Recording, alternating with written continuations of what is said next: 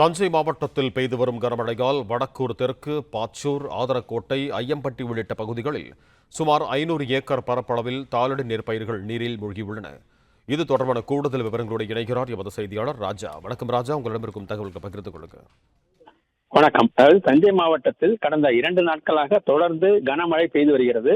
அதாவது தஞ்சை மாவட்டத்தை பொறுத்த வரைக்கும் அதிகபட்சமாக மதுக்கூரில் 13 சென்டிமீட்டர் மழை பதிவாகி இருக்கிறது. அதற்கு அடுத்தபடியாக வெட்டிக்காட்டில் 11 சென்டிமீட்டர் மழை பதிவாகி இருக்கிறது.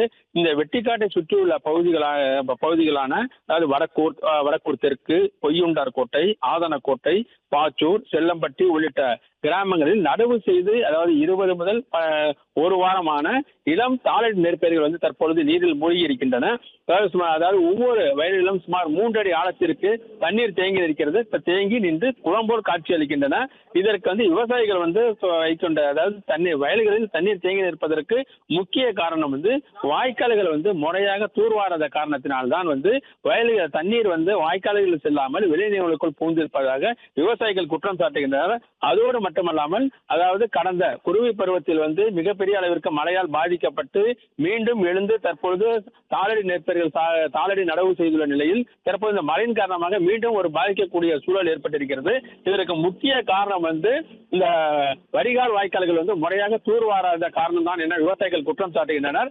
தொடர்ந்து இந்த மழை பெய்து வந்தால் இந்த தண்ணீரானது வடிவதற்கு அதாவது வயலில் இருந்து தண்ணீர் வடிவதற்கு குறைந்தபட்சம் 10 நாட்களாக ஆகக்கூடும் என விவசாயிகள் வேதனை தெரிவிக்கின்றனர்.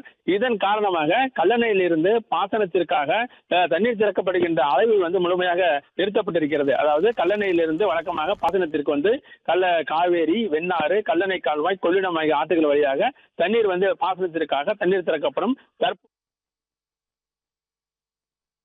நன்றி ராஜா, உங்க தகவல்களுக்கு. பிளே ஸ்டோர் மற்றும் ஆப் ஸ்டோரில் இருந்து பாலிமர் செயலியை QR கோடு மூலம் பதிவிறக்கம் செய்யுங்கள். செய்திகளை உடனுக்குடன் பெறுங்கள்.